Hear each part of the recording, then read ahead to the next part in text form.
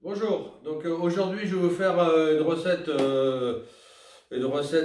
inratable comme d'habitude, hein, parce que moi tout ce que je fais comme recette c'est inratable, donc je travaille toujours avec les cookéos. Si vous en avez pas, vous avez vos cocottes, hein. N'oubliez pas que la cocotte et le cookéo c'est la même chose, hein. La différence avec le cookéo c'est électrique, je travaille pas pour cookéo bien sûr, mais je trouve ça bien, pourtant je suis un ancien cuisinier avec nombreuses années, et le cookéo je trouve que c'est vraiment pas mal. Parce que ce soit une cocotte minute ou un cookéo, c'est la même chose. On divise toujours le temps de cuisson par deux. La saveur est toujours préservée. Alors, aujourd'hui, je vais vous faire donc un ossobuco de veau, donc un jarret de veau. Voilà. La différence entre le jarret de veau et le jarret de bœuf, c'est pareil, c'est un tibia.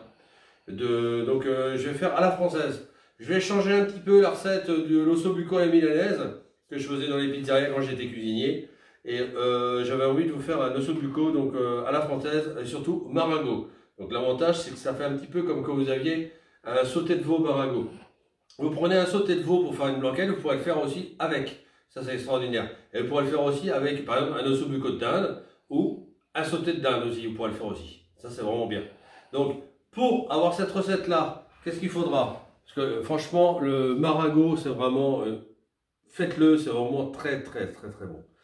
C'est une bonne recette que j'avais quand j'étais en apprentissage, et après je l'ai refait de nombreuses fois quand j'étais dans les restaurants. C'est vraiment une recette que tout le monde adore, c'est extraordinaire. Alors, il nous faudra déjà, on va commencer par ici, je vais faire à la française, mais je vais quand même laisser, je vais mettre des pâtes. Alors moi je mets des perles, c'est sympa, je pourrais les mouler, tu sais, je pourrais les mouler puis les mettre dans un petit un emporte-pièce ou dans un verre, ce que vous avez, que vous aurez rincé à l'eau. Moi je mets du fond de veau, donc maintenant je travaille avec du fond de veau de restauration, donc j'ai réussi à en avoir parce que je me suis bien embêté. Donc il faudra de la farine pour fariner vos morceaux de veau pour les faire dorer. Il faudra du vin blanc. Je vais mettre de l'origan parce que l'origan, l'avantage c'est un peu italien comme sur les pizzas, comme sur les recettes que vous mettez, que vous faites une sauce napolitaine à base de tomates, de concassée de tomates avec des oignons, le même système comme ça, avec des tomates. Et l'avantage, c'est que vous allez avoir une sauce bien relevée, bien parfumée, hein. Donc on va faire un mix italien-français. Et ça va être plus français quand même, hein. Donc du vin blanc, moi je prends de la villageoise pour la cuisine, c'est du vin bas de gamme. Si vous avez du muscadet, si vous avez un gros plan, un chardonnay parce que vous buvez l'apéro, mettez-en cette quantité-là, ce sera pareil. On mettra 4 carottes. Donc ça c'est une recette pour 1, 2, 3, 4, 5 personnes. Donc il faut 1 kg d'ossobuco de veau. Si vous faites une entrée, c'est bien suffisant. Si vous ne faites pas d'entrée, bon, bah, vous mangez 2 parts. Et il faudra du concentré de tomate. Moi je vais mettre de l'échalote, ça va changer parce que l'échalote avec le veau c'est extraordinaire. Quand on fait un foie de veau, par exemple, bon, on met de l'échalote, c'est super, ça relève bien. Et c'est vraiment l'échalote, c'est vraiment comment je pourrais dire, c'est vraiment la chose qui va avec le veau. Voilà. Ce serait dommage de passer à côté et de mettre de l'oignon. Une gousse d'ail que j'ai déjà préalablement dégermée et coupée en deux. Tout à l'heure, je vais faire les taillages, je vous ferai voir. Du champignon de Paris, soit vous le faites frais, ou soit vous le prenez en boîte. Si vous le prenez en boîte, surtout, gardez le jus. Le jus, il ne faut pas le jeter, parce que vous allez mettre de l'eau avec le fond de veau. Autant mettre ça. Voilà.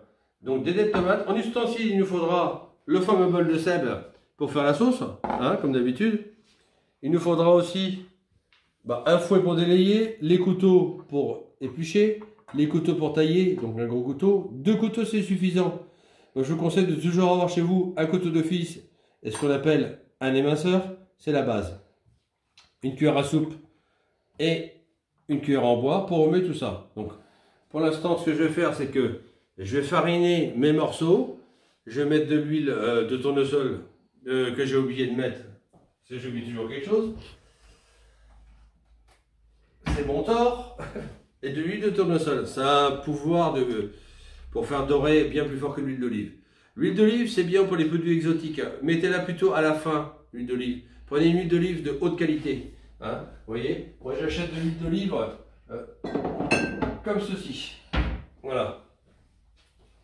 Et d'ailleurs, comme on fait un plat plutôt exotique, je vais plutôt partir sur l'huile d'olive pour faire revenir. Ça va bien être meilleur. Et vous allez voir que je vais en mettre au départ pour la faire dorer. Et je vais même mettre de l'huile de tournesol avec. Oh, excusez-moi, mais ça fait beaucoup.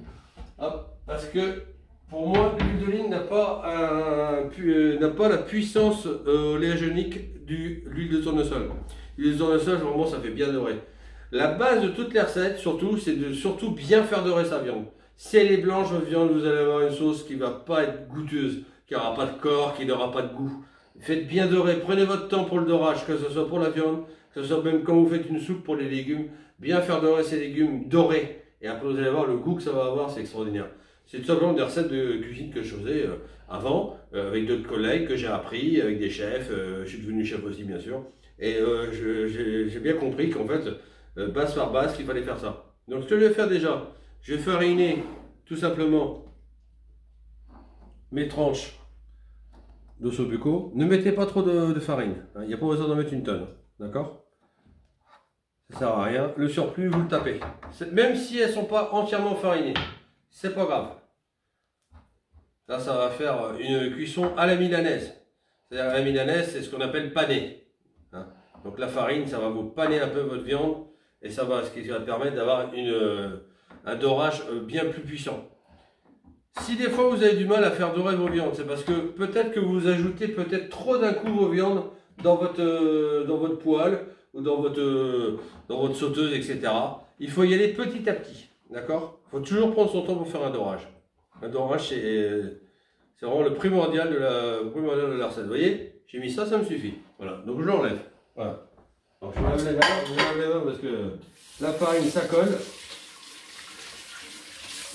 Et puis surtout ne farinez pas trop et ne sachez pas trop dès le départ parce que quand vous allez cuire au cookéo dans une cocotte ou alors braisé, bah, le souci c'est que ça va épaissir les viandes. Donc si ça épaissit les viandes, ça va épaissir votre sauce. Si ça épaissit votre sauce, ça va cramer au fond. Donc le mieux c'est de lier à la fin. Le mieux c'est de lier à la fin. Donc maintenant, bon, mettez l'huile tournesol comme ça dans votre cookéo. Un peu d'huile d'olive pour parfumer mais pas trop. Vaut mieux la mettre à la fin. On en remettra à la fin. Donc, mon cookéo, je l'ai préchauffé en mode dorage. Vous tournez toujours autour comme ça. Et ensuite, vous ajoutez vos ossobuco. Et voilà, c'est parti. Donc, si je peux tout mettre, ça serait bien. Mais je ne pense pas, vu la taille des tranches. Voilà. Donc voilà le système.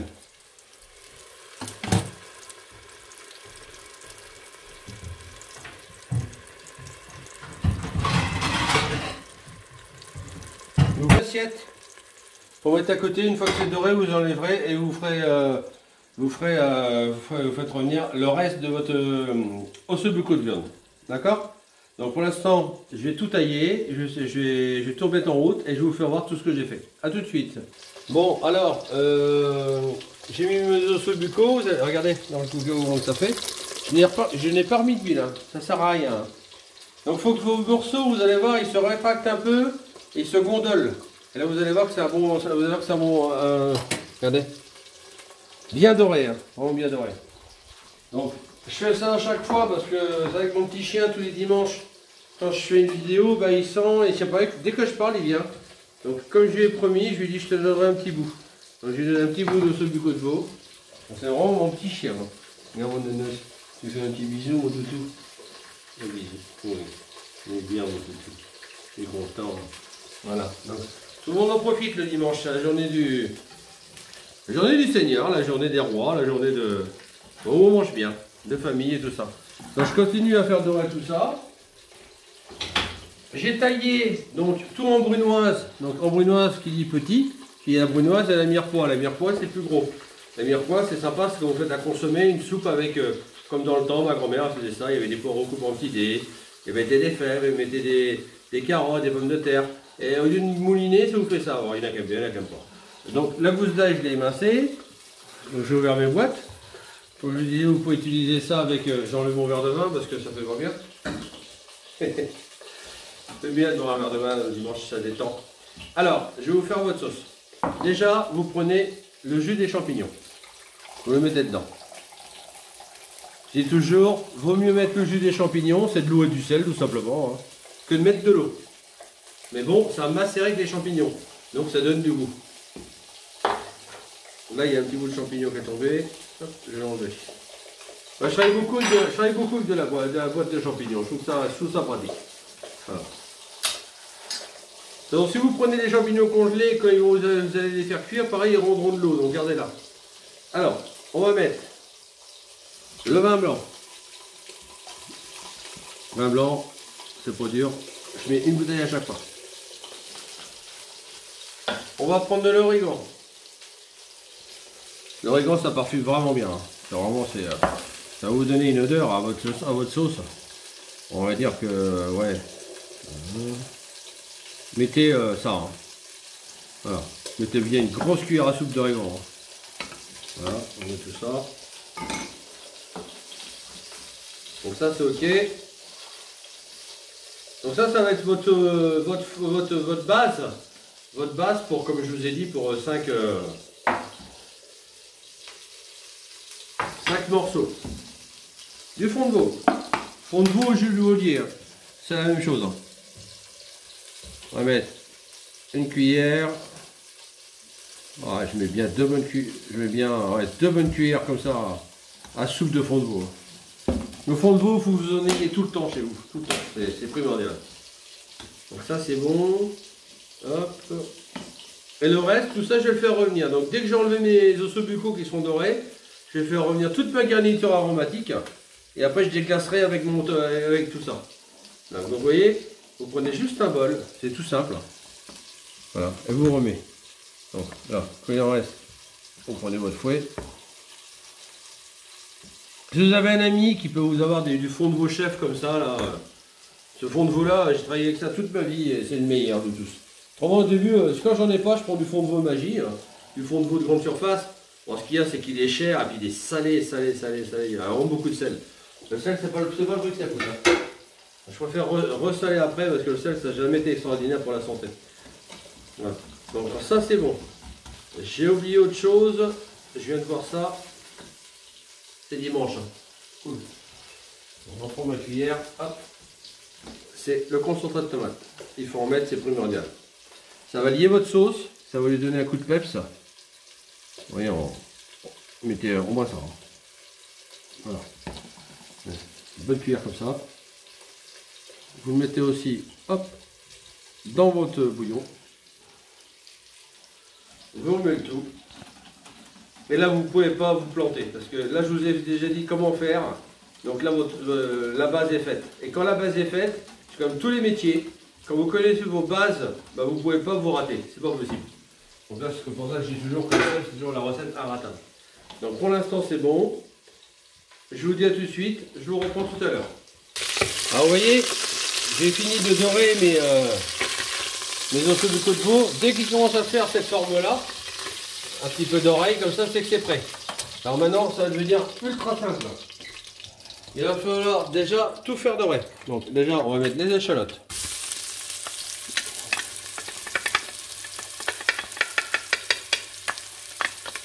Voilà. Ensuite, on va mettre l'ail. Alors ail frais ou si vous n'en avez pas, vous pouvez mettre de l'ail en poudre. Hein. Parce que ça c'est inévitable, il faut toujours avoir de l'ail chez soi. Hein. Très bon pour la circulation sanguine et très bon pour les poumons l'ail.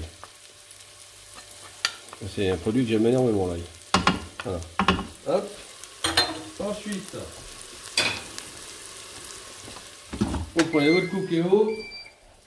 Moi j'ai tout mis sur mon plan de travail, comme ça. Voilà, hop. Voilà. Vous remettez votre cookéo, voilà. Vous rajoutez de l'huile d'olive, c'est là que le goût va venir. Voilà, donc là vous mettez de l'huile d'olive. Ensuite, vous remuez le tout et surtout bien faire suer tout ce qu'il y a eu. Très important. Voilà. Donc vous n'arriverez pas à avoir une coloration caramélisée comme la viande, mais surtout bien faire suer tout, quoi. Vous allez voir déjà, ça donne énormément de goût. Je vous dis à tout de suite. Alors, j'ai fait dorer donc ma viande, après j'ai fait dorer mes légumes. Vous voyez, les échalotes commencent à dorer. Tant que vos échalotes ne sont pas dorées, surtout ne mettez rien. Donc mes échalotes sont bien dorées. Donc là, je le cookéo, je fais OK, et j'arrête. Je fais dorer, souhaitez-vous arrêter de dorer? Je fais oui. Voilà. Alors là, maintenant, il n'y a pas plus simple. Vous ajoutez votre boîte de tomates. Voilà. Vous ajoutez vos champignons.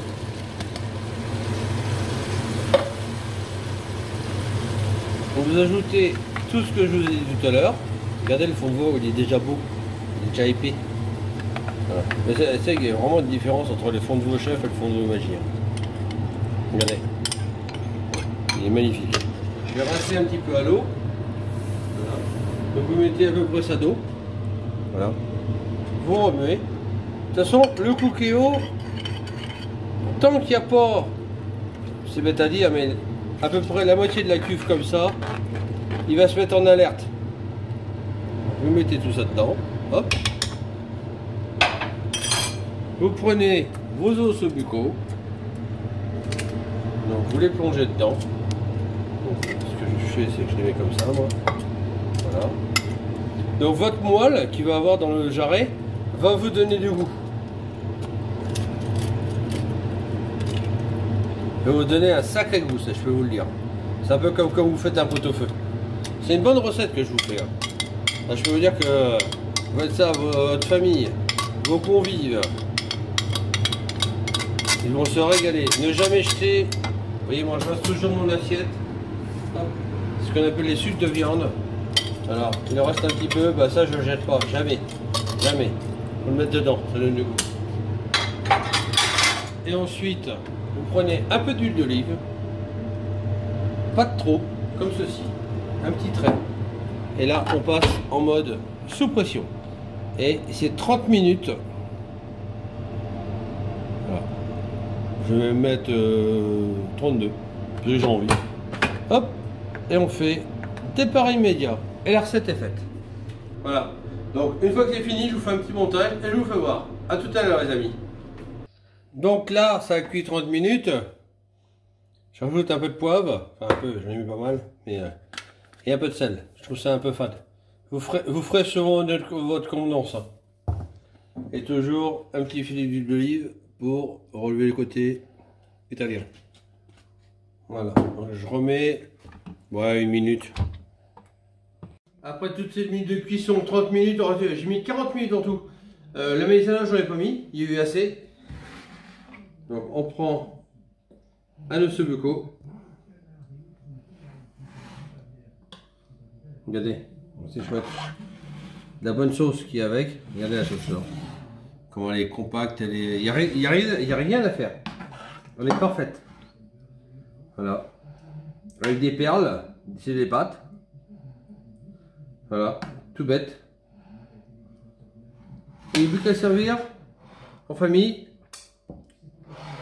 ou en invité. Il n'y a rien à retoucher. Recette simple de sel, efficace et simple.